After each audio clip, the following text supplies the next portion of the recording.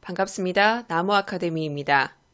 이번 영상은 창비 교과서 언어와 매체 대단원 4단원 영상을 싣고 있습니다.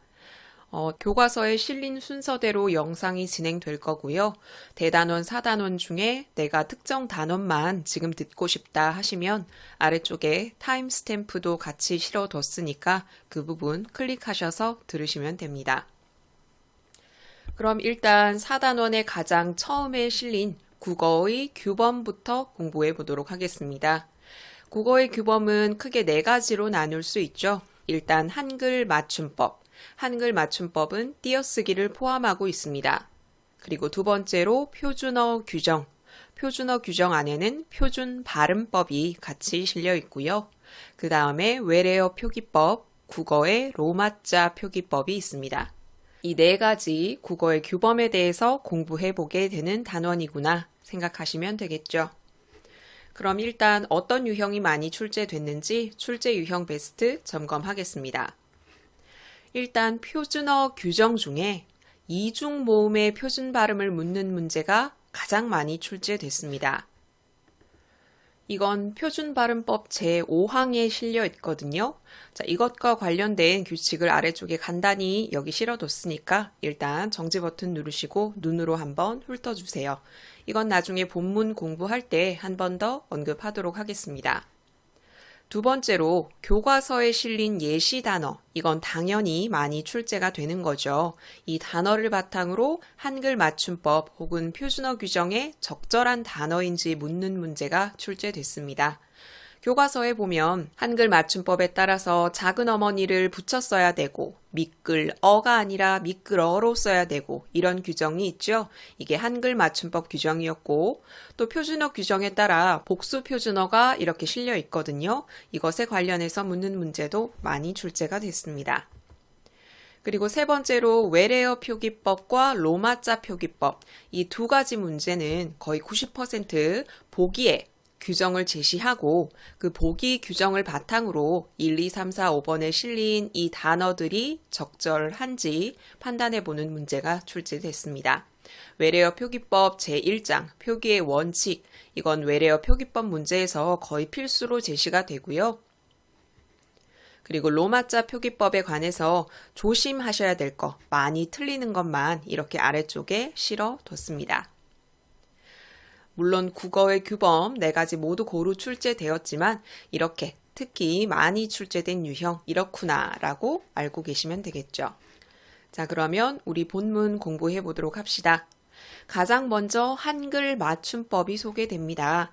출제 유형 베스트 보셨듯이 교과서에 실린 예시 단어는 그대로 출제되는 경우가 많기 때문에 조심하셔야 돼요. 특히 이런 예문들. 보면 틀린 단어만 살펴볼게요. 작은 어머니를 띄어쓰게 되면 어떻게 되죠? 키가 작은 어머니가 돼버립니다. 그래서 작은 어머니는 붙여 써야 한다. 이건 한글 맞춤법 규정과 관련이 되죠. 그래서 작은 어머니 여기 띄어쓰기 한 부분은 틀렸고 이렇게 붙여쓰기 한 건 적절하다. 여기 빨간 부분에도 실어놨는데 여기 실린 이 단어들 말고 다른 단어들을 틀리게 고쳐서 문제로 출제하시는 분도 있었어요. 여기 잘 가르쳐 주신 덕분이에요. 가르쳐는 적절하죠. 이것을 뭐라고 틀린 선지로 바꿨을까요? 가리켜로 바꾸어서 틀린 선지로 출제되기도 했습니다. 그러니까 교과서 공부한 그대로 실렸을 거야 라고 생각하지 마시고 꼼꼼하게 확인해 보셔야 돼요. 미끌어지지가 아니라 미끄러지지로 고쳐야 되죠. 또 담았으니 이건 잘 알고 계시고 이거 껍질까지 갈은 유자 기본형이 갈다인데 거기에 관형사형어미 니은이 붙었을 때 리을은 탈락을 하게 되죠. 그래서 갈은 유자가 아니라 간 유자라고 표기해야 적절합니다. 왜 마트에 가서 김치 같은 거 살 때 보면 썰은 김치라고 나오는 경우도 있어요. 원래 썰은 김치가 아니라 뭐겠어요? 썬 김치가 맞겠죠? 기본형이 썰다니까. 여기서 문제 유형 하나 더 언급을 하면 일단 이거 먼저 보고 말씀드릴게요. 한글 맞춤법은 표준어를 소리대로 적되 어법에 맞도록 함을 원칙으로 합니다. 소리대로 적는 것은 표음주의적 표기 방식과 관련이 돼 있고 어법에 맞도록 하는 것은 표의주의, 표기 방식과 관련이 있죠. 이것과 관련해서 여기 기역, 니은하고 기호를 매기고 여기에 해당하는 규정, 그리고 그 규정에 해당하는 예, 이렇게 짝짓는 문제가 출제가 됐습니다. 예를 들어 이걸 보도록 할게요. 미끌어지지는 표준어가 아니라 미끄러지지가 표준어죠. 이것은 발음 그대로를 맞다고 보는 거니까 이건 소리대로 적는 표기와 관련이 되고, 담았으니는 담았으니가 맞는 표기죠. 이거는 소리대로 적는 게 아니라 어법에 맞게 표기를 하는 거니까 이 옆의 규정과 관련이 됩니다. 이 분석 파일에서는 지금 여기서 설명하고 있는 규정, 이것과 관련된 걸 이 아래쪽에 실어놨거든요.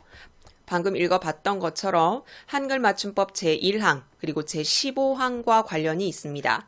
15항 보면 용언의 어간과 어미는 구별하여 적어야 돼요. 발음 그대로 적으면 안 되죠.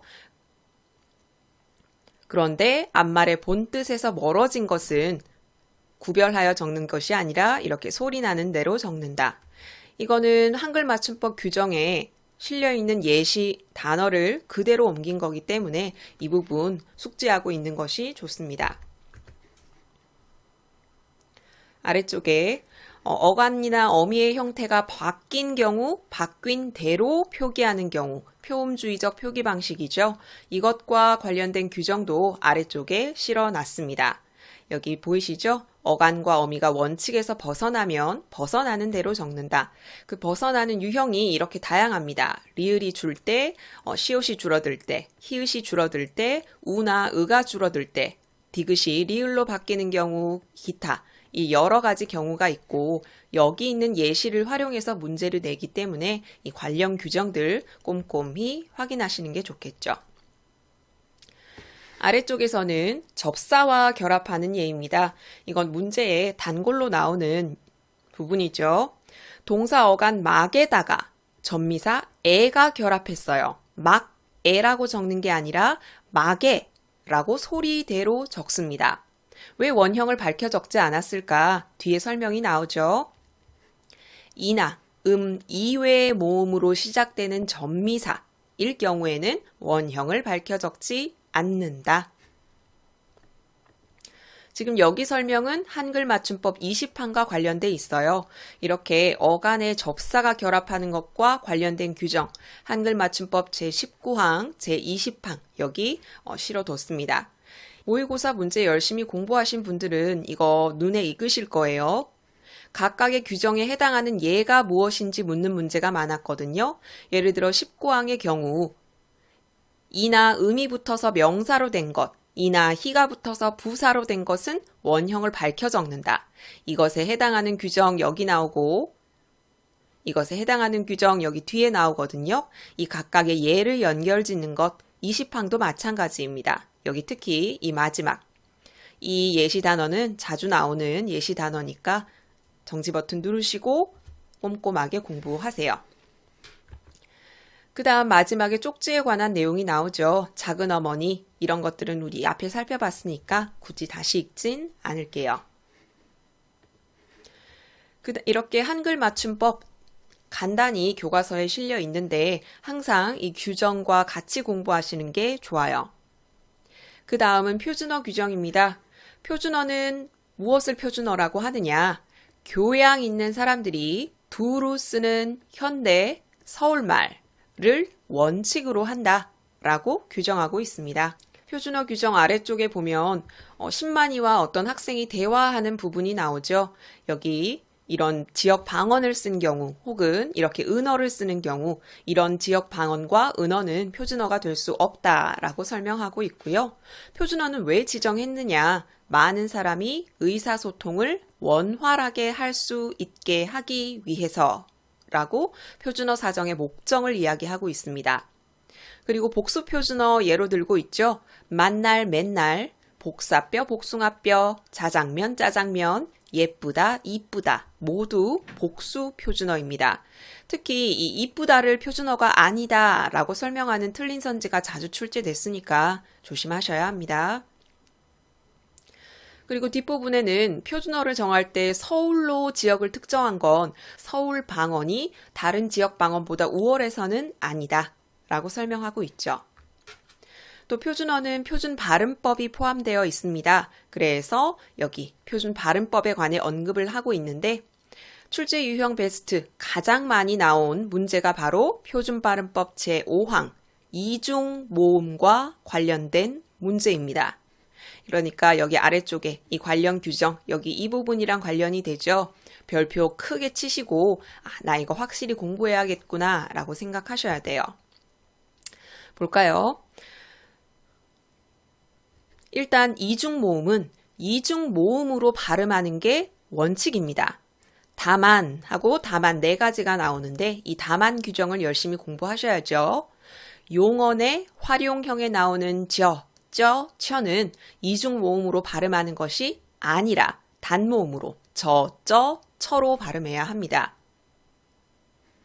예를 들어 가져, 다쳐 여기 있는 저 이거는 이중 모음도 발음하고 단모음으로도 발음한다가 아니라 단모음으로 발음하는 게 원칙입니다. 조심하셔야 될 건 용언일 경우에만 해당된다.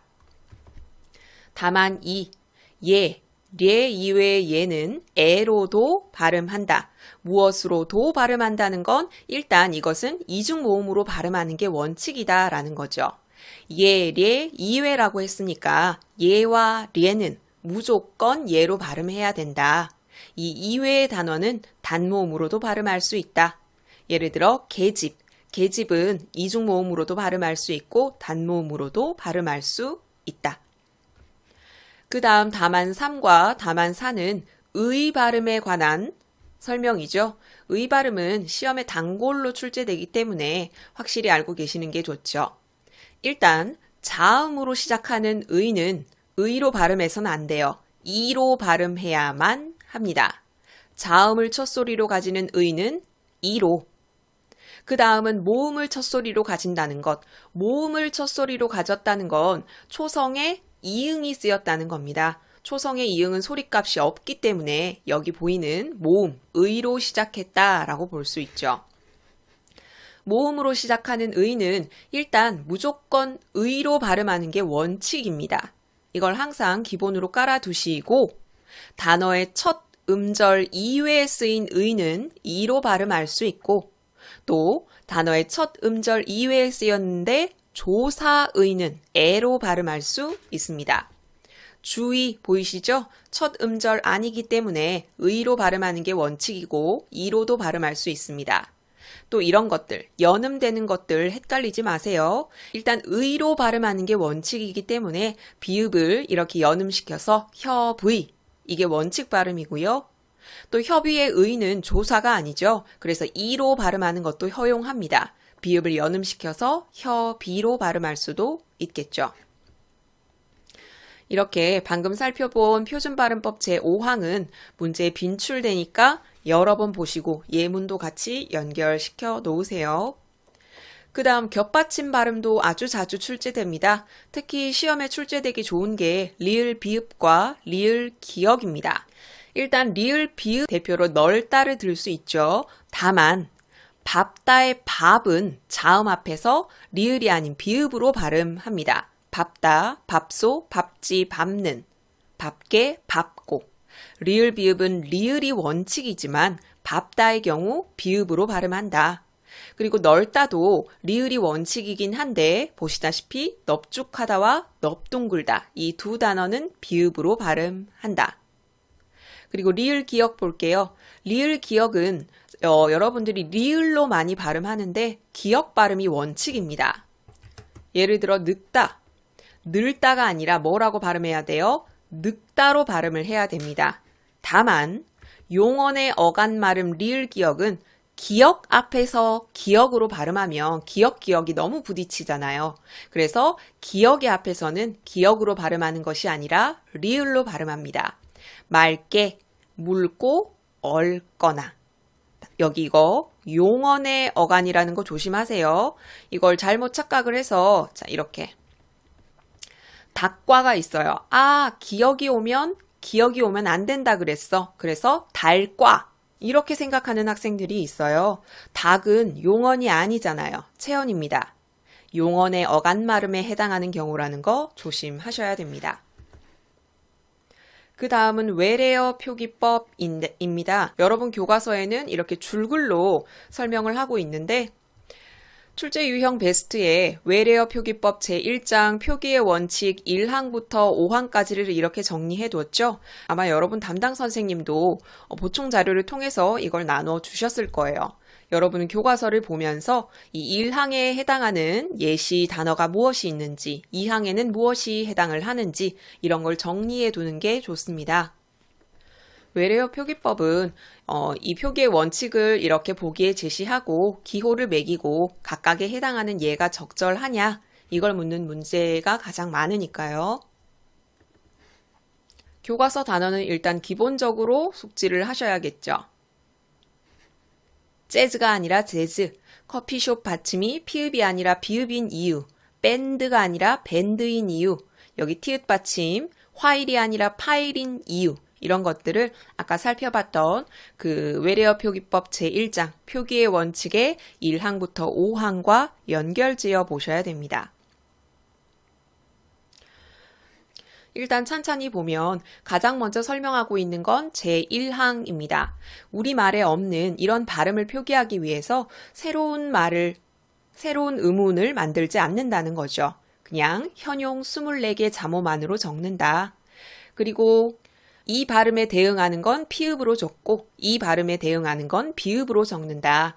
1의문은 원칙적으로 1기호로 적습니다. F에 대응하는 게 히읗도 있고 피읍도 있고 이 말이 아니라 피읍으로만 적는 걸 원칙으로 한다는 거죠.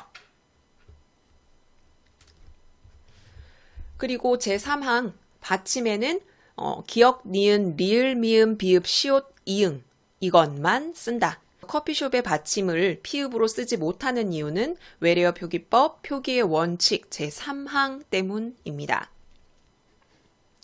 그리고 파열음 표기에는 된 소리를 쓰지 않는다. 파열음은 비읍, 디귿, 기역을 들 수 있고 된 소리는 쌍비읍, 쌍디귿, 쌍기역이 있죠. 이걸 쓰지 않는 걸 원칙으로 하는데 베트남어나 타이어는 우리나라 말과 마찬가지로 예사소리, 된 소리, 거센 소리를 가지고 의미를 구분할 수 있기 때문에 이 두 가지 단어는 된 소리 표기를 허용합니다. 그래서 호찌민, 푸켓 이것은 틀린 단어가 아니라 맞는 단어라는 것 조심하셔야겠죠?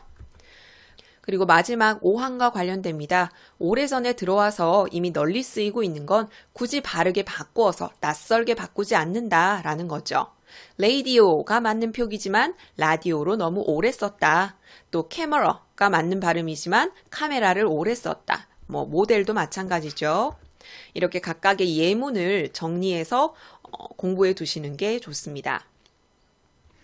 그 다음 로마자 표기입니다. 국어의 로마자 표기법은 외국인들을 위한 표기법입니다. 말 그대로 우리말을 로마자로 표기하는 방법이죠. 교과서에도 이렇게 모음의 로마자 표기, 자음의 로마자 표기 있는데 물론 대부분은 이 표기 방식을 보기에 제시를 하고 올바르게 쓰인 것을 찾아라, 틀린 것을 찾아라 하는데 선생님에 따라서는 이걸 제시하지 않고 학교 주소를 적으라든지 이게 맞는지 틀린지 구분해라라든지 그런 문제가 출제되기도 했어요. 여러분도 모음, 자음의 로마자 표기는 상식 수준으로 암기하고 계시는 게 좋겠죠. 로마자 표기법에서 조심하셔야 될 건 일단 로마자 표기법은 발음으로 인한 음운 변동을 반영해서 적는다. 비음화, 유음화 반영하고요. 국외음화도 반영합니다. 거센 소리 되기도 반영하긴 하는데 체언에서 일어나는 거센 소리 되기는 반영하지 않습니다. 이거 정말 자주 나오는 문제고 이 문제에서 자주 나오는 예시가 바로 묵코와 지편전입니다. 묵코의 발음은 어떻게 돼요? 무코입니다. 그런데 묵코는 지명이기 때문에 용언이 아니에요. 용언에서 발생하는 거센 소리 대기는 그대로 쓰면 되는데 이건 체언이기 때문에 무코 하고 그대로 쓰는 것이 아니라 여기 있는 표기 그대로 묵, 호 여기 있는 H를 밝혀 적어야 한다는 거죠. 지편전도 마찬가지입니다. 여기 아래쪽에 나와 있죠. 또 된소리 되기는 표기에 반영하지 않습니다. 그래서 울산으로 발음된다고 해서 S를 2개 적어서는 안 돼요. 또 고유명사는 첫 글자를 대문자로 적는다. 자, 그럼 반영해선 안 되는 의문의 변동이 뭐가 있죠? 체언에서 일어나는 거센 소리 되기 반영하면 안 되고요. 또 된 소리 되기 반영해선 안 됩니다. 조심하셔야 돼요. 또 로마자 표기는 로마자 이외의 부호는 되도록 사용하지 않는 게 원칙이기 때문에 이런 붙임표도 되도록 사용을 하지 않아요. 그런데 붙임표를 사용하는 경우는 발음에 혼동이 있을 수 있을 때, 해운대는 단골 단어죠.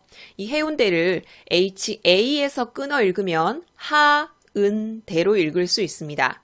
그래서 HAE를 세트로 발음해야 된다, 해라고 발음해야 된다라는 걸 알려주기 위해서 이렇게 해 옆에 줄표를 붙일 수 있습니다. 또 도, 시, 군, 구, 읍면, 리, 동. 자, 이것과 같이 행정구역 단위를 가리킬 때도 앞쪽에 줄표를 붙일 수 있고요. 줄표 앞 뒤에서 일어나는 의문 변화는 표기에 반영하지 않습니다. 그리고 기역, 디귿, 비읍을 표기하는 로마자 표기가 경우에 따라 다르죠. 초성에 쓰일 때는 G, 초성에 쓰일 때는 기역은 G, 디귿은 B, 비읍은 B로 적습니다. 그런데 받침으로 쓰일 때는 이렇게 쓴다는 것. 그리고 조심하셔야 될 건 리을이 연속된 표기, 리을로 나올 때는 L, R 이렇게 적는 게 아니라 LL로 적어야 한다는 것. 모음의 로마자 표기, 어나 으, 기타 이렇게 이중 모음 같은 경우는 헷갈리는 분들이 많으니까 조심하셔야 되고요. 또 자음의 로마자 표기도 이렇게 쌍비읍이나 쌍기역 같은 경우, 그리고 아까 얘기했던 디귿이나 기역이나 비읍, 그리고 리을 같은 경우는 조심을 하셔야 합니다. 아래쪽에는 학습활동 분석 여기 실려놨고요. 학습활동에 실린 예문은 기본적으로 알고 있으셔야 됩니다. 문제에 자주 출제가 됐어요. 지문 확인에는 우리가 아까 공부했던 그 자료들 빈칸으로 뚫어서 여러분이 연습할 수 있게 이렇게 마련해 뒀고요. 그 아래쪽에 내신 암기에는 이 단원의 핵심 내용 정리해 뒀고 여러분이 특히 신경을 써서 공부해야 할 부분은 이렇게 네모로 표시를 해 뒀어요. 그리고 테스트 1단계부터 3단계로 나눠서 여러분이 스스로 점검하실 수 있게 실어 놨습니다. 그럼 우리 이 단원 문제 하나 풀어볼게요. 국어의 규범 내신형 기출문제입니다. 서술형 기출문제는 다른 파일에 따로 출제가 되어 있으니까 서술형만 따로 공부하고 싶다 하시면 내신형이 아니라 서술형 다운받아서 공부해 보시면 됩니다. 가장 많이 출제된 게 표준발음법 제5항 이중모음의 발음과 관련된 규정이었죠. 바로 옆에 있는 2번 풀어보려고 합니다. 정지 버튼 누르시고 답 찾아보세요. 같이 봅시다. 자, 이렇게 보기에 규정을 제시한 경우가 많아요. 여기는 이렇게 중략해가지고 의 발음과 관련된 규정만 실어놨네요. 의 발음 기억나십니까? 일단 자음을 첫소리로 갖고 있는 의는 무조건 이로 발음해야 합니다. 그런데 자음이 아니라 모음으로 시작되었을 때, 다시 말해서 의 발음은 어떻게 됩니까? 일단 의로 발음하는 게 원칙입니다. 그리고 조사의는 애로 발음할 수 있고요. 단어의 첫 소리에 쓰이지도 않았고 조사도 아닌 경우는 이로 발음할 수 있습니다. 이 두 가지는 일단 의로 발음하는 게 원칙인데 이렇게 발음해도 된다라는 것이죠. 1번, 띄어쓰기를 이렇게 발음할 수 있느냐? 답이 바로 나왔네요. 답은 1번입니다. 띄어쓰기의 띠는 자음을 첫소리로 갖고 있기 때문에 여기 이 규정에 따라 의가 아니라 이로 발음해야 하죠. 2번, 무니, 이것도 자음을 첫소리로 갖고 있기 때문에 이로 발음하는 게 맞고요. 주, 단어의 첫 음절에 쓰이지 않았고 조사도 아니기 때문에 이로 발음할 수 있지만 일단 의로 발음하는 게 원칙이다. 4번 협의.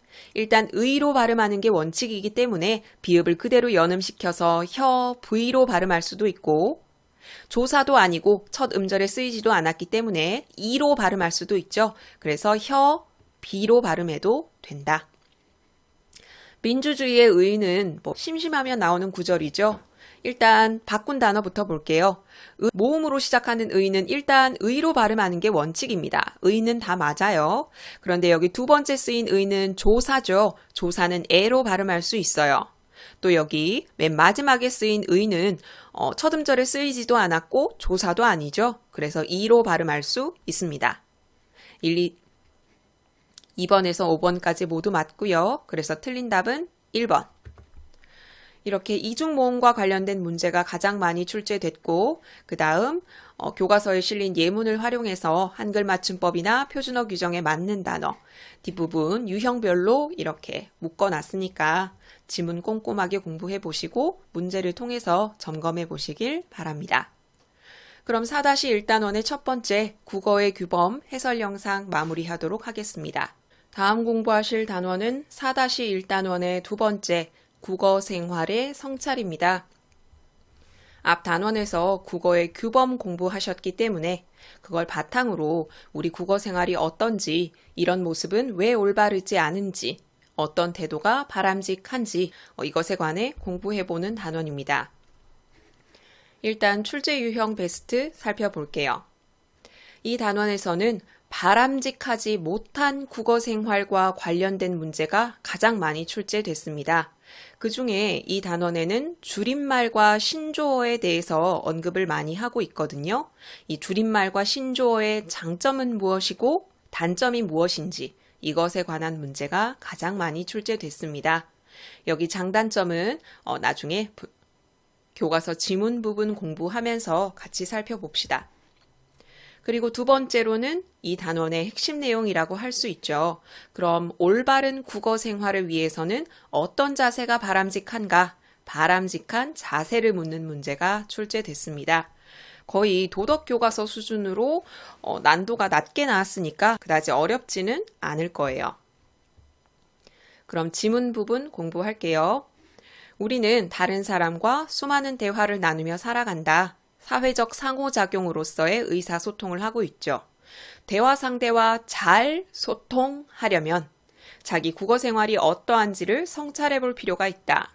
그러니까 이 단원에 대한 근본적인 질문을 할 때, 즉 국어 생활을 왜 성찰해야 하느냐라고 묻는다면 이렇게 대답할 수 있겠죠. 효율적인, 원활한 의사소통을 위해서 내 국어 생활을 성찰해 보아야 한다라는 거죠. 교과서에는 영상 장면을 제시해 놨는데 그것을 대사만 이렇게 실어 놨어요. 딸과 엄마와 아빠의 대사인데 여기에 의사소통 어떤 문제가 있는지 살펴볼게요. 여기 초록색 부분 표시된 것이 바로 줄임말입니다. 딸이 이야기를 하죠. 엄마, 나 3만 원만 버카충 하고 민서 생선 사야 한단 말이야. 버스카드 충전의 줄임말, 생일 선물의 줄임말이거든요. 지금 딸은 줄임말을 과도하게 사용을 하고 있어요. 그런데 엄마는 의사소통에 문제가 없습니다. 10,000원만 가져가 라고 대답하는 걸 보면 이 버카충이 무엇인지, 생선이 무엇인지 알고 있는 거죠. 그런데 아빠가 뭐라고 해요? 그냥 냉동실에 있는 거라도 줘. 냉동실에 있는 물고기라도 주라는 얘기죠. 지금 아빠는 생선이라는 줄임말을 이해하지 못하고 있습니다.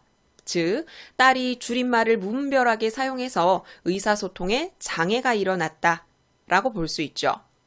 그랬더니 엄마가 우린 생일 선물 말한 건데 라고 이야기를 합니다. 아빠가 민망해하죠. 알지. 농담한 거야 라고 이야기를 합니다. 아빠도 신조어 알아 라고 이야기를 하면서 딸과의 의사소통을 위해서 자기가 알고 있는 신조어나 줄임말들을 나열을 합니다. 오나전 지각하겠다. 학주한테 혼나고 안습하기 전에 고고싱 이런 식으로 얘기를 하죠. 일단 여기서 한번 언급하고 가야 될 게 이 단원에서는 줄임말과 신조어를 따로 언급을 하고 있는데 우리 교과서에 보면 줄임말로 신조어를 만들기도 한다라는 게 나오기도 하거든요. 그런데 일단 이 단원에서는 줄임말과 신조어를 따로 보고 있으니까 일단 따로 생각을 해볼게요. 오나전은 신조어라고 할 수 있죠. 완전이라는 뜻인데 왜 완전을 타자로 치다 보면 오타가 오나전이라고 나기도 하잖아요. 그래서 파생되게 된 신조어고요. 안습이나 학주 같은 경우는 줄임말에 해당하죠. 이렇게 아빠가 자기가 알고 있는 신조어나 줄임말을 쓰는 것, 딸과의 공감대 형성을 위해서 이런 걸로 볼 수 있죠. 그런데 이 말을 들은 딸의 반응이 어때요? 극혐이라고 얘기를 합니다. 역시 줄임말이죠. 그랬더니 아빠가 상처를 받고 당신은 저런 말 다 알아? 라고 얘기를 하죠. 이걸 통해서 신조어나 줄임말은 세대에 따라 다르게 쓰이기도 하는구나 라는 걸 알 수 있습니다. 그리고 여기서 문제가 되는 태도가 나오죠. 아빠가 신조어나 줄임말을 모르는 건 잘못된 게 아닙니다. 그런데도 이런 식으로 상대를 무시하는 발언을 하는 건 적절하지 않죠. 방금 간단히 살펴본 게 아래쪽에 자세히 설명되어 있습니다. 엄마와 딸 사이에는 의사소통에 문제가 없는데 아빠는 의사소통에 장애를 겪고 있습니다. 그 까닭은 엄마와 딸이 사용하는 줄임말의 뜻을 모르기 때문이죠. 자, 줄임말에 관해서 간단히 설명을 합니다. 줄임말은 음절수가 많은 단어를 간단히 말하는, 줄여서 말하는 단어인데 심지어 이렇게 음운만 남기기도 하죠. 이 줄임말은 가상 공간, 컴퓨터로 만들어진 공간에서 친구들과 소통할 때 새로운 줄임말을 많이 만들어내고 그런 말들을 일상생활에서 사용하기 때문에 이렇게 일상생활에서 줄임말이 쓰이는 모습이 보이는 거죠. 그럼 이런 줄임말의 긍정적인 기능은 무엇이냐? 장점입니다. 일단 그 뜻을 잘 알고 있는 가까운 사이, 이런 관계에서 줄임말의 장점이 나오는 겁니다. 잘 알고 있는 가까운 사이에서 줄임말을 쓰면 너도 알고 나도 알고 친밀감은 높일 수 있고 유대감을 형성할 수 있고 또 길게 말하는 것보다 짧게 말하는 게 효과적이잖아요. 의사소통을 빠르게 할 수 있습니다. 문제에 자주 출제됩니다. 그렇지만 단점도 있겠죠. 상대가 그 말의 뜻을 잘 모를 때 이럴 때는 단점이 발생하는데 의사소통에 문제가 생길 수 있고 또 소외감을 줄 수 있습니다. 위화감이라고 표시되기도 하거든요. 그리고 그 딸은 아빠가 줄임말을 모르니까 극혐이라고 말하면서 실망스러움을 표현하고 있죠. 그런데 이거 옳은 태도가 아니라는 거 아까 살펴봤었죠? 상대방이 줄임말이나 신조어를 모르더라도 무시하거나 상처를 줄 수 있는 말을 해서는 안 됩니다. 그리고 뜻을 바로 파악하기 어려운 줄임말은 세대나 계층 사이의 대화 단절을 불러올 수 있기 때문에 어떻게 써야 한다? 대상과 상황에 맞게 사용해야 한다. 친한 데다가 이미 줄임말, 신조어를 잘 알고 있는 내 친구와 대화할 때는 사용할 수도 있죠. 그렇지만 상대가 모를 수 있다라고 생각을 한다면 신조어나 줄임말은 쓰지 않는 것이 적절합니다. 그리고 아래쪽 단락에서는 욕설에 관해 나옵니다. 저도 길 가다가 중학생, 고등학생, 초등학생도 마찬가지고요. 습관적으로 욕을 섞어 쓰는 경우를 정말 많이 봐요. 깜짝깜짝 놀라거든요. 더 놀란 건 그런 욕설을 사용하면서 얼굴색 하나 변하지 않아요. 이미 습관이 돼 있다 이거죠. 여러분은 제발 그러지 마세요. 요즘 사람들은 평소 국어 생활에서 많은 욕설을 사용한다. 친구들 사이에 친근감을 표현하기 위해 혹은 불편한 심기를 드러내기 위해 욕설을 사용하고 있는데 이럴 때 욕설을 사용해도 된다라는 게 아니라 이런 경우에도 욕설을 사용해선 안 된다라는 거예요.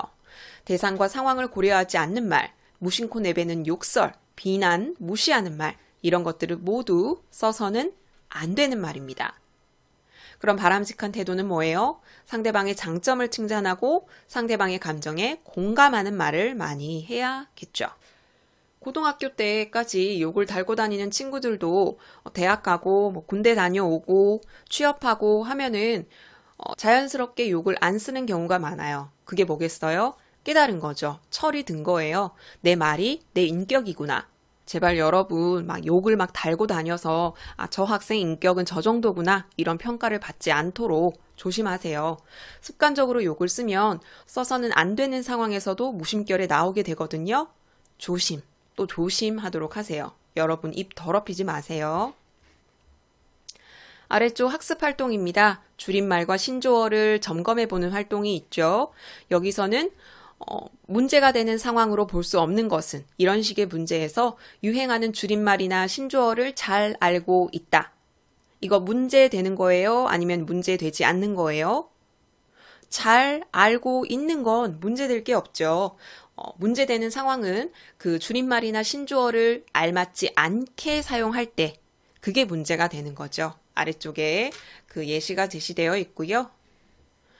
또 다음 주제에 관한 생각 정리하기. 줄임말과 신조어 사용이 문제일까, 문화일까? 이것에 관해서 생각해 보는 활동인데 일단 문제라고 보는 입장은 줄임말과 신조어를 나쁘게 보겠죠. 그 어휘를 모르는 사람들 위화감을 느끼게 하고 또 세대 간 단절, 계층 간 단절 이렇게 이어질 수 있다. 그리고 무분별하게 말을 줄여서 사용하면 우리 언어가 파괴될 수도 있다. 그러니까 줄임말과 신조어는 문제다라고 보는 입장이고요. 아래쪽은 문제가 아니다. 그냥 하나의 문화다라고 보는 입장. 줄임말과 신조어에 관해서 좀 긍정적으로 생각을 하겠죠. 현대사회에서 줄임말은 효율적으로 언어 생활을 하려는 노력일 뿐이다. 또 줄임말이나 신조어는 같은 언어 문화를 공유하는 언어 공동체들 사이, 주로 청소년 집단이 대표적이겠죠. 그들 사이에 친밀감을 형성할 수 있고 유대감을 높일 수 있다. 줄임말과 신조어는 하나의 문화이다. 문제될 상황은 아니다. 라고 보는 거죠. 학습활동 두 번째 보면은 하나는 글이 실려 있고 하나는 시나리오 대본이 실려 있어요. 일단 첫 번째 글이 뭐냐면 국립국어원에서 배포한 보도자료인데 토론회를 개최를 했어요. 토론의 주제가 뭐냐면 청소년의 일상화된 욕설입니다. 그 원인이 무엇이냐라는 주제로 토론이 열린 거죠. 여러 관점에서 다각도로 원인을 살펴보았다라고 설명하고 있는데 일단 청소년학에서는 어떻게 보는지, 심리학에서는 어떻게 보는지, 사회학에서는 어떻게 보는지 나와 있고요. 이 글을 제시하고 각 관점에 따라서 핵심 내용이라 하면 청소년이 일상적으로 욕을 사용하는 원인에 해당하겠죠. 그 원인을 정리해서 써라 라는 서술형 문제가 출제되기도 했습니다. 청소년학에서 볼 때 청소년이 습관적으로 욕을 쓰는 이유는 인터넷상의 청소년 문화가 일상생활에도 영향을 끼쳤기 때문이다 라는 거죠.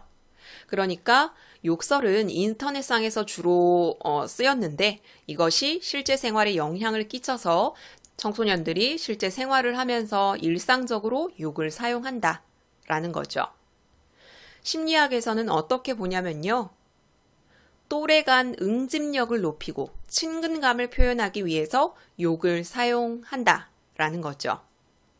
청소년기에는 부모보다 또래가 더 좋죠. 그 또래 간의 응집력, 쟤도 욕을 쓰네? 나도 쟤랑 같이 비슷해지고 싶어. 나도 욕을 써야 하나? 내가 욕을 쓰면 더 친근하게 느끼려나? 이런 식의 사고인 거죠. 이게 심리학에서 바라보는 청소년이 습관적으로 욕을 사용하는 이유고요. 하나 더 있어요. 욕설을 사용해서 감정을 실감나게 전달하고 스트레스를 해소하고 쾌감을 느끼게 된다.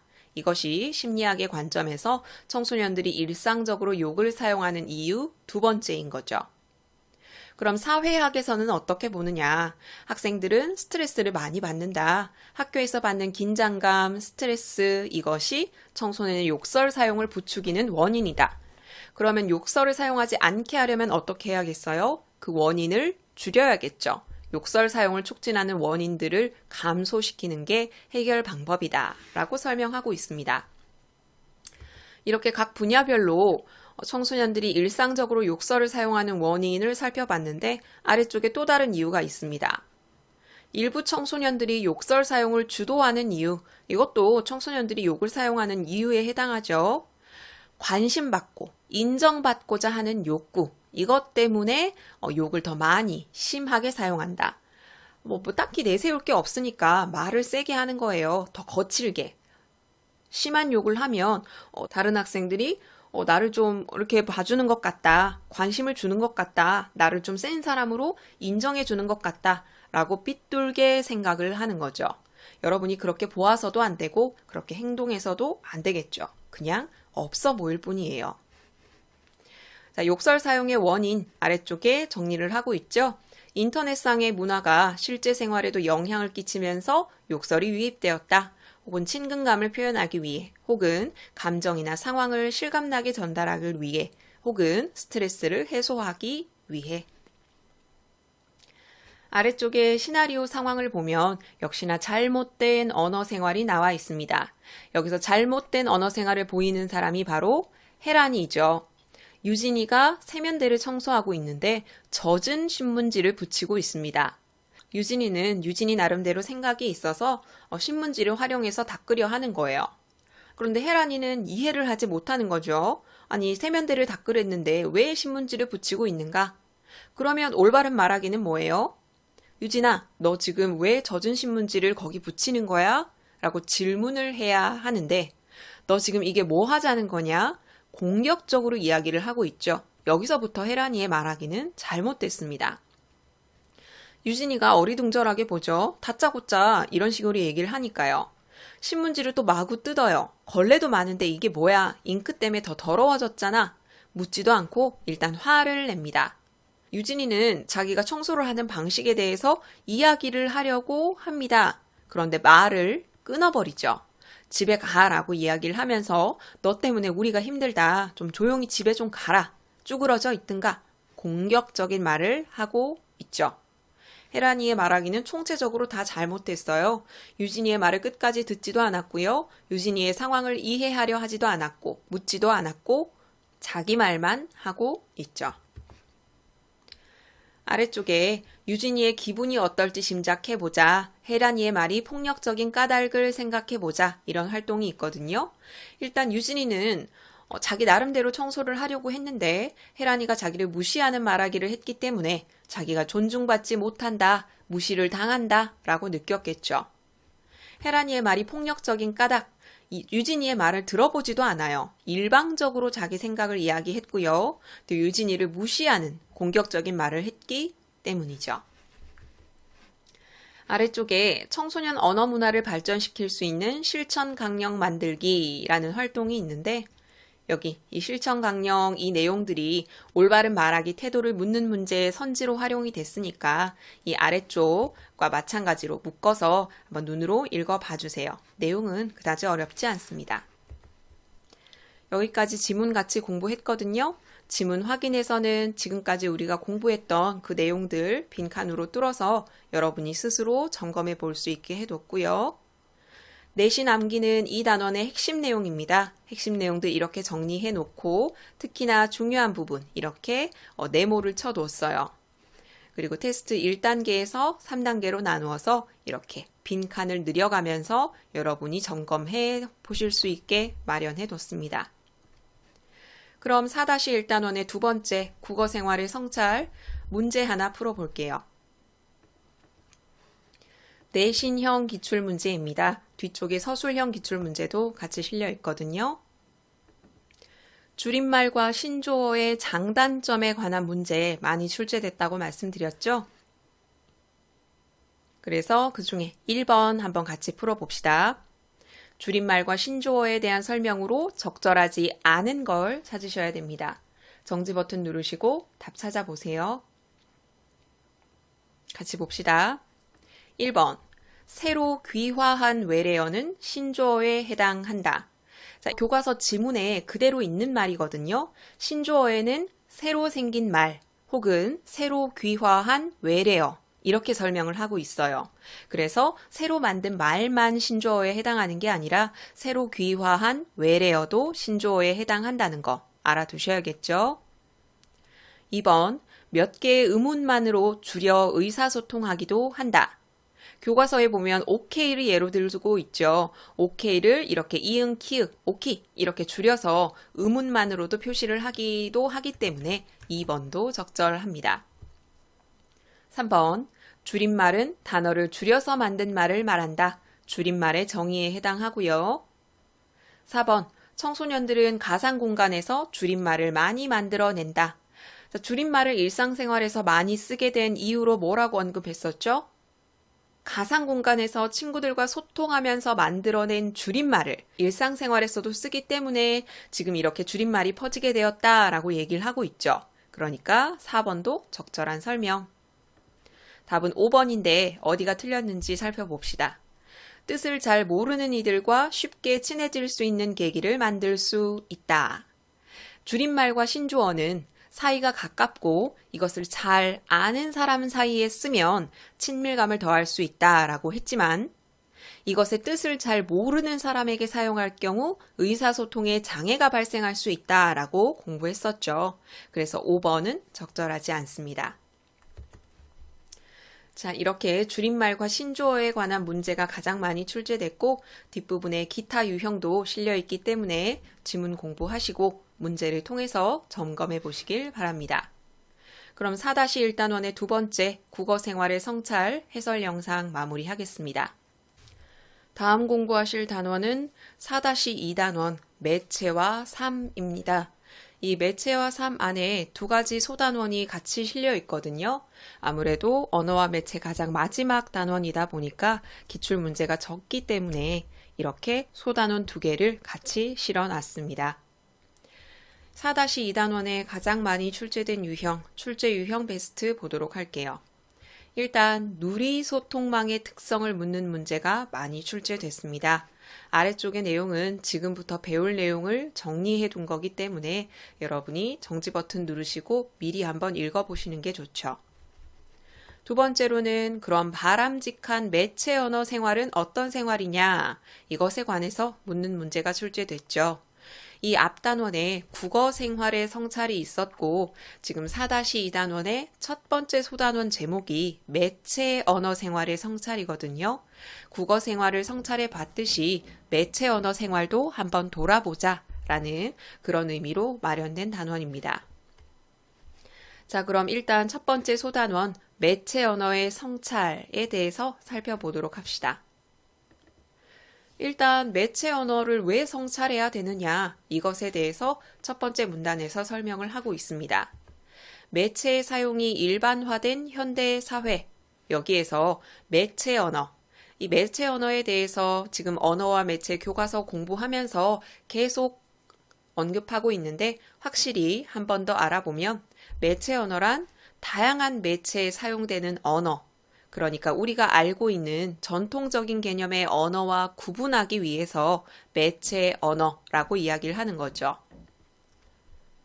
우리가 휴대전화로 문자 메시지를 보낼 때 사용하는 그 모든 언어, 이모티콘 이런 게 매체 언어고 또 인터넷상에서 카카오톡으로 서로 주고받는 이런 모든 언어, 이것도 매체 언어입니다. 자, 이런 매체 언어는 자기 표현과 의사소통의 수단, 으로서 중요한 위치를 차지하고 있습니다. 일반 언어와 다르지 않습니다. 다만 매체를 거쳐서 전달되는 것만 다를 뿐 언어와 마찬가지이기 때문에 당연히 매체 언어도 자기 표현의 수단이고 의사소통의 수단인 거죠. 그런데 매체 언어를 잘못 사용하면 의사소통을 방해할 수 있고 나아가서는 인간관계를 훼손할 수 있죠. 그래서 우리는 뭘 해야 한다? 매체 언어 생활을 성찰해야 한다. 그리고 문제가 있으면 고쳐야 한다. 라고 얘기를 하고 있습니다. 그럼 첫 번째 문단에서 매체 언어 생활을 왜 성찰해야 합니까? 라고 할 때 뭐라고 대답할 수 있겠어요? 매체 언어를 잘못 사용하면 이러이러한 부작용이 있기 때문에 매체 언어의 성찰이 필요합니다. 라고 설명할 수 있겠죠. 두 번째 문단에서는 올바른 매체 언어 생활을 위한 조건이 무엇이냐라는 게 나오는데 네 가지로 나누어서 설명을 할 거예요. 일단 매체 언어 활동도 언어 생활의 하나입니다. 첫 번째 문단에서 언급했던 것처럼 매체 언어라고 해서 우리가 일반적으로 사용하는 언어와 다를 건 없어요. 그러니까 언어 생활의 올바른 태도, 이것을 매체 언어 생활에서도 그대로 유지하면 되는 겁니다. 일단 목적과 맥락에 맞게 이루어져야 합니다. 매체 언어 활동의 목적, 그리고 의사소통의 맥락, 이것을 고려해서 나 이런 매체를 활용해서 의사소통해야지, 그리고 더 효과적으로 전달하기 위해 이러이러한 방법을 사용해야지, 다시 말해서 목적과 맥락에 맞게 매체 언어 활동을 해야 한다. 그리고 의사소통에 참여하는 대상, 그리고 상황, 이걸 고려해서 대상과 상황에 알맞은 예의와 격식을 차려야 합니다. 구체적으로 얘기를 하고 있죠. 특히나 공적 매체의 경우에는 정확한 사실을 공정하게 다루어야 하고요. 또 편견을 조장하거나 차별적인 인식을 심어주는 이런 사회와 문화에 부정적인 영향을 끼치는 내용은 전파하지 않아야 합니다. 이렇게 두 번째 문단에서는 올바른 매체 언어 생활을 하기 위한 조건이 설명되어 있습니다. 주로 이 단원은 지금 공부하고 있는 이 지문을 제시하고 내용 확인 문제로 출제되는 경우가 많았거든요. 그런데 또 선생님에 따라서는 지문이 없이 묻기도 하기 때문에 올바른 매체 언어 생활을 위한 조건이 아닌 것은 이런 식의 문제가 나올 수 있다는 거죠. 그럼 여러분의 머릿속에 방금 공부했던 이런 내용들이 구조화돼서 떠올라야 합니다. 다음 문단에서는 윤리적 태도에 대해 얘기를 할 거예요. 다양한 매체가 활용되면서 일반 개인들도 매체 자료를 수용할 뿐만 아니라 생산하게 되었죠. 특히나 인터넷 매체, 누리소통망 매체를 활용하면 나도 매체 자료를 수월하게 생산할 수 있어요. 따라서 의사소통에 참여하는 모든 사람은 수용자, 생산자, 이 모두에 해당하는 거죠. 그러니까 이 양 측면에서 윤리적인 태도를 갖추어야 한다. 그런데 인터넷의 특징이 있죠. 바로 익명성과 비대면성입니다. 얼굴을 보지 않아도 소통을 할 수 있어요. 내가 책임지지 않는 말을 내뱉는 이유에 해당하죠. 그래서 이런 익명성과 비대면성에 기대서 상대방을 함부로 대하거나 명예훼손을 하거나 모욕하거나 이 모든 것들이 언어 폭력에 해당하죠. 이런 폭력을 가하는 일이 자주 발생해서 문제가 되고 있다. 비방을 목적으로 불특정 다수에게 다른 사람의 사회적 평가를 떨어뜨리는 일, 혹은 허위 사실을 게재하는 일, 이것을 명예훼손이라고 하죠. 또 모욕행위도 있습니다. 모욕행위는 무례한 표현, 거친 말, 욕설, 저주 이런 것들이죠. 이런 명예훼손이나 모욕행위 이런 것들은 모두 개인의 인격을 모독하고 존엄성을 훼손하는 심각한 폭력 행위에 해당합니다. 언어폭력도 폭력이죠. 뿐만 아닙니다. 이런 여러 가지 잘못된 행동으로 성적인 수치심을 주거나 원하지 않는 접근을 계속적으로 시도해서 공포에 떨게 하거나 불안을 느끼게 하거나 또 악의적인 목적으로 특정인을 따돌리거나 이런 태도도 폭력 행위에 해당하죠. 근절되어야 할 대상입니다. 방금 읽은 문단에서는 매체 언어 생활을 하면서 폭력 행위에 해당하는 예를 제시해서 이런 것들은 옳지 않다라고 설명을 하고 있죠. 그 다음 문단에서는 그럼 우리가 올바르게 매체 언어 생활을 하려면 어떤 태도를 가져야 하느냐, 이거 빈출 유형에 나왔었죠. 일단 다른 사람의 권리를 보호하는 태도를 갖추어야 합니다. 특히 라고 말하면서 다른 사람의 자료를 허락 없이 갖다 쓰는 행위를 비판을 하고 있죠. 다른 사람의 정보 창작물을 적법한 과정 없이 마음대로 쓰는 경우 이렇게 설명을 하고 있어요. 다른 사람의 사진이나 영상을 이용하는 건 초상권을 침해하는 행위고 또 그 사람에 대한 개인적인 정보를 동의 없이 공개하는 개인정보 유출에 해당하는 경우도 있죠. 이 모든 것들은 다른 사람의 권리를 보호하는 태도가 아닙니다. 그럼 어떤 태도를 갖추어야 하느냐? 여기 마지막 문장에 설명을 하고 있죠. 다른 사람의 권리와 노력의 결과물을 존중하려는 마음을 가져야 해요. 그리고 다른 사람의 정보, 자료를 이용할 땐 반드시 출처를 밝혀야 되고요. 사용 동의를 얻는 습관을 가져야 합니다. 마지막 문단에도 올바른 태도 드러나 있습니다. 매체의 발달로 이런 편리를 누리게 되었다. 편리를 누리게 되었다면 그만큼의 책임도 져야겠죠. 소통의 규칙과 예절을 잘 인지하고 있어야 되고요. 윤리적인 태도를 갖추어서 다른 사람의 인격과 권리를 존중한다면 매체 언어 생활이 건전한 공동체를 형성하는 데 도움이 될 것이다. 라고 하면서 마무리되고 있죠. 각 단락에 중간중간 등장하는 바른 태도, 올바른 태도를 모아서 정리해 주시는 게 좋아요. 학습활동 첫 번째는 매체 언어 생활에서 올바르지 않은 태도를 제시를 하고 있어요. 대충이는 초롱이가 찍은 사진을 예뻐서 자기 계정에 올렸대요. 이거는 허락을 받지 않고 다른 사람 소유의 사진을 올렸다. 올바르지 않은 태도죠. 어떻게 해야 되죠? 초롱이에게 사용 동의를 얻어야 하고 출처를 밝혀야 합니다. 문제점이 무엇인지, 올바른 태도는 무엇인지 둘 다 설명하실 수 있어야 돼요. 내가 짱, 얘가 잘못한 건 뭐예요? 진영이라는 애랑 썸 타더라. 이런 식으로 확인되지 않은 허위 사실을 유포하고 있습니다. 명예를 훼손하는 행위죠. 그럼 어떻게 해야 되죠? 사실과 허위를 분명하게 구분해야 되고요. 대상의 명예를 훼손하는 일이 없어야겠죠. 마지막 춤신이 보면은 초롱이와 진영이는 사촌 사이야 라고 허위 사실을 바로잡고 있어요. 이 부분은 잘못된 게 아니지만 괜한 헛소문 퍼뜨리지 말고 잠이나 자라. 상대방을 무시하는 발언, 이 뒤의 발언이 문제가 되는 겁니다. 상대를 존중하고 배려하는 태도를 가져야 한다 라고 얘기할 수 있겠죠. 특히 여기 이거 허위 사실을 바로잡는다 이 부분을 좀 바꿔서 틀린 선지로 출제하기 좋겠죠. 춤신의 문제점을 허위 사실 유포에 동조하였다 이런 식으로 설명을 하면 틀린 선지가 되겠죠. 아래쪽에 자신의 매체 언어 생활 성찰하기 이 부분은 올바른 매체 언어 생활의 태도 거기에 선지로 활용될 수 있으니까 읽어보셔야 됩니다. 아래쪽에는 전자우편 쓰는 방법이라고 나와 있어요. 올바른 방법을 설명하고 수민이가 쓴 전자우편을 보여주면서 뭐가 문제냐라고 묻고 있습니다. 제목은 어떻게 써야 하는지 처음 부분, 중간 부분, 핵심 정보, 그리고 전체적으로, 그리고 끝 부분 자 이거를 숙지를 하셔야 되고 보기에 설명되어 있기도 하고요. 수민이는 방금 이렇게 살펴본 전자우편 쓰는 방법을 모두 지키지 않고 있어요. 제목이 무슨 쓰다 만 것처럼 저번에 말씀드린 설문조사 파일 보내요 본문하고 이어져 있죠. 그래서 제목도 적절하지 않고요.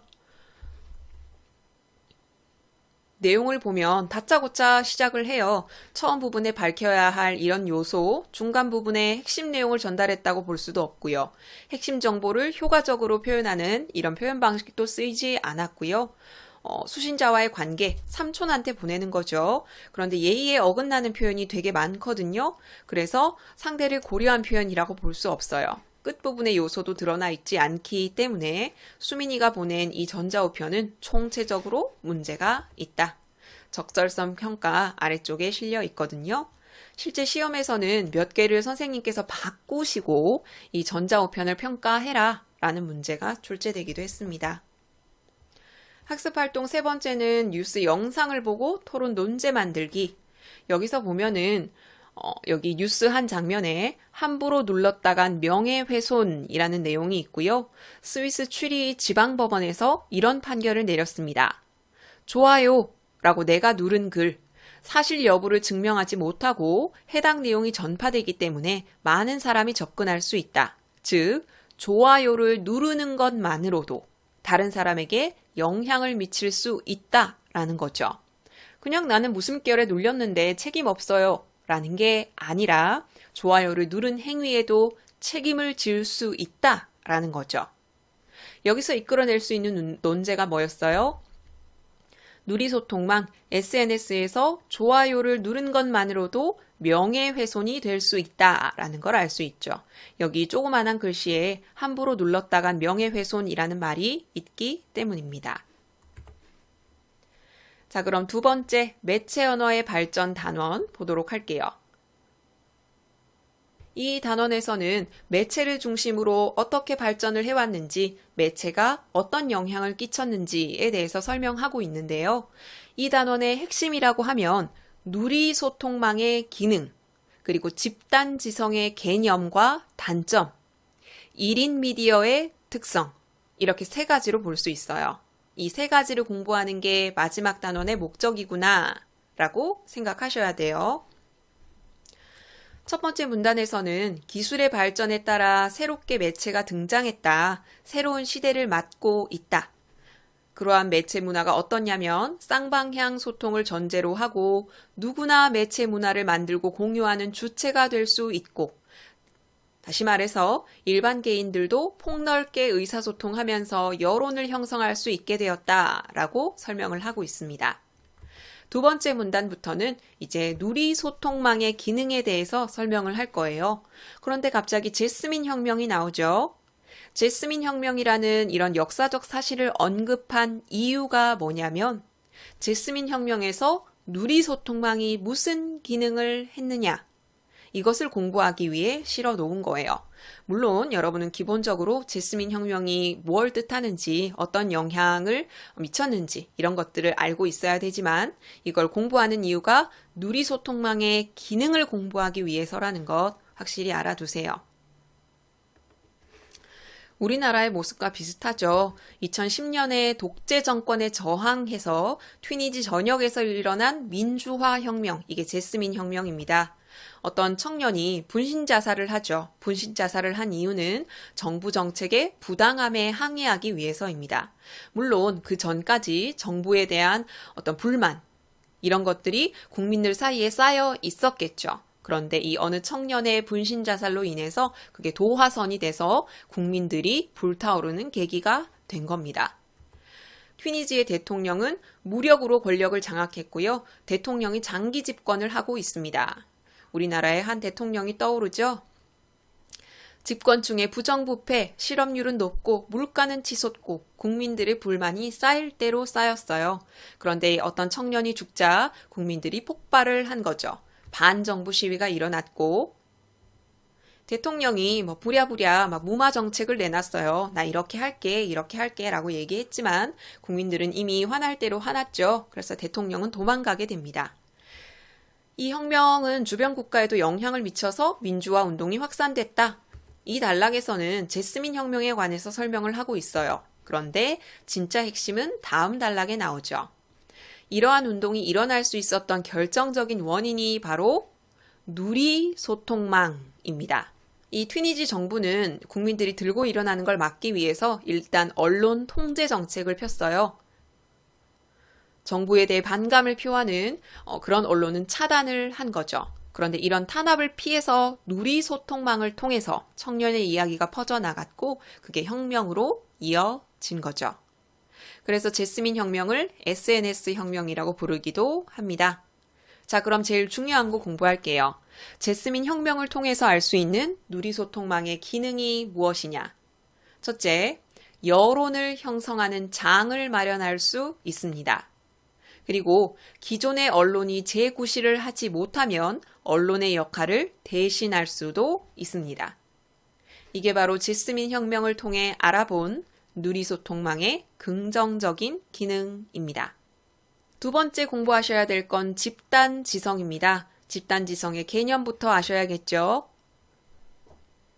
집단지성이란 다양한 의견을 가진 개인들이 협력하고 경쟁하고 하면서 공동의 지적 결과물을 만들어내는 일이 집단지성입니다. 머리를 모으는 거죠.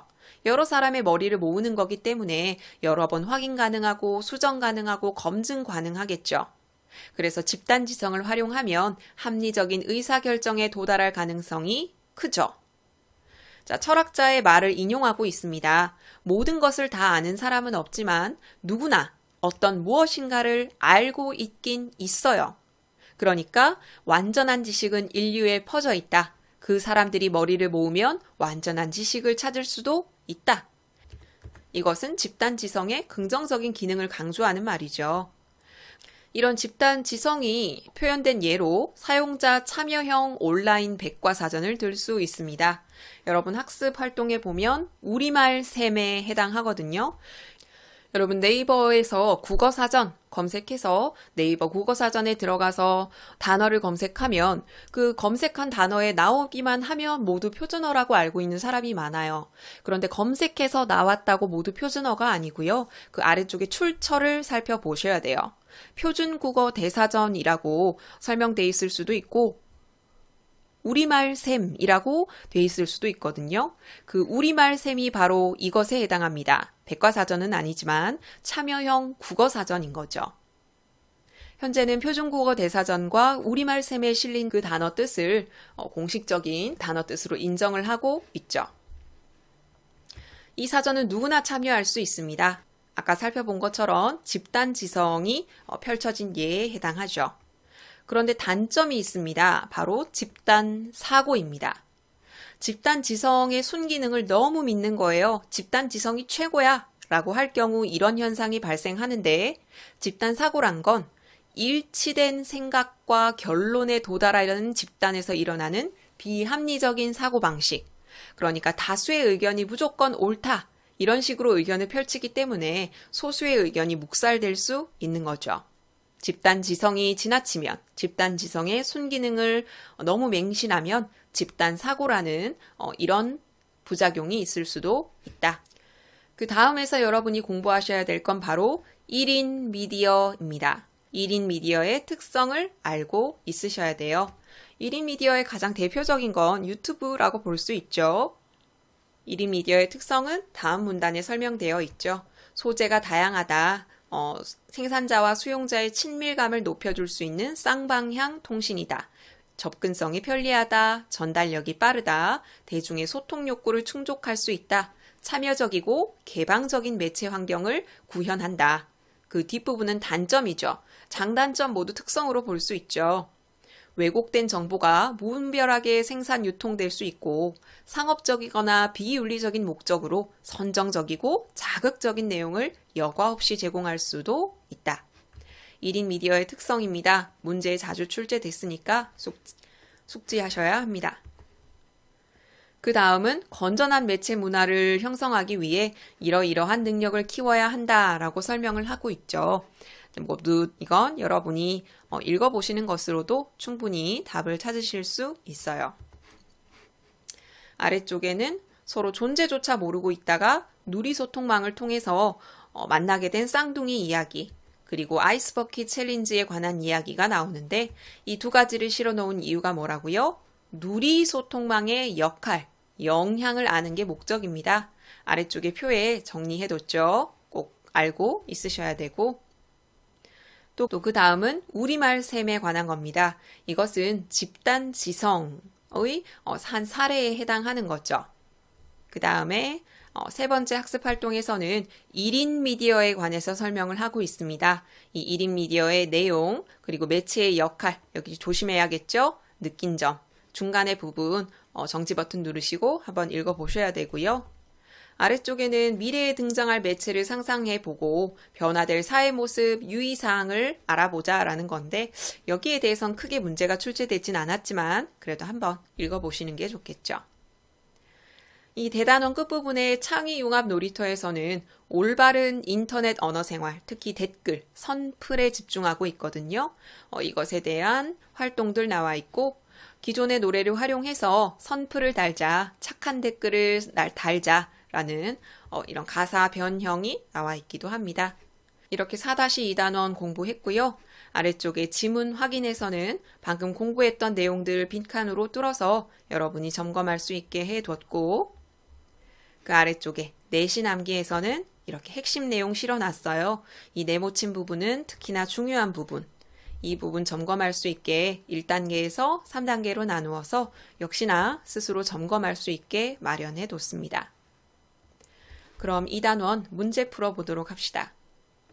매체와 삶 내신형 기출문제입니다.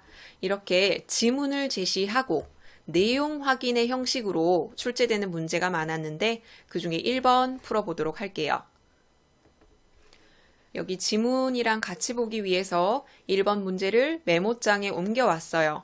윗글의 내용을 바탕으로 매체 언어 생활에 관해 설명한 것으로 적절한 걸 찾으셔야 합니다. 정지 버튼 누르시고 답 찾아보세요. 같이 봅시다. 1번. 매체 언어 생활의 수용자와 생산자는 엄격히 분리되어 있다. 이거 아니란 거 알고 계시죠? 여기 세 번째 문단에도 나옵니다. 일반 개인들도 수용뿐만 아니라 생산 활동에 참여하는 일이 증가한다 라고 설명하고 있기 때문에 1번은 적절하지 않습니다. 2번. 바람직한 매체 언어 생활은 건전한 공동체를 형성하는 바탕이 될 수 있다. 2번이 적절하죠. 지문에서 내용을 찾자면 마지막 문단에 나와 있습니다. 여기 끝 문장. 3번. 매체 언어 생활과 언어 생활을 구분하여 매체 언어 활동만의 특성을 파악한다. 두 번째 문단에 나와 있죠. 매체 언어 활동도 언어 활동의 하나이다 라고 설명할 뿐 두 개를 구분해서 매체 언어만의 특성을 파악해라 라는 내용은 없습니다. 4번. 인터넷이나 누리소통망은 다른 매체에 비해 자료의 변경이나 재사용이 자유롭다. 이거 교과서 OX 문제에도 나와 있었던 거예요. 인터넷이나 누리소통망이라고 해서 실린 자료를 내 마음대로 변경하거나 재사용할 수 있다라는 건 아니거든요. 그 자료를 만든 사람의 동의를 구해야 하고 출처를 밝혀야 하는 거죠. 5번. 공적 상황과 사적 상황을 판단하여 사적 매체의 경우 정확한 사실을 공정하게 다루어야 한다. 자, 뒤에 말은 적절한데 이거는 사적 상황이 아니라 공적 상황에 해당하죠. 두 번째 문단에서 여기 설명하고 있습니다. 그래서 5번도 적절하지 않죠. 1번의 답은 2번. 지문 내용을 확인하는 형식으로 문제가 많이 출제됐고요. 여기 두 번째 단원도 마찬가지입니다. 지문 공부 꼼꼼히 하시고 문제를 통해서 점검해 보시길 바랄게요. 그럼 4-2단원 매체와 3 해설 영상 마무리하고요. 대단원 4단원 전체 해설 영상도 마무리하도록 하겠습니다. 이 모든 자료는 나무 아카데미 홈페이지에서 이용하실 수 있고요. 구독 버튼 누르시면 나무 아카데미에서 제공하는 양질의 자료들 제공받으실 수 있습니다.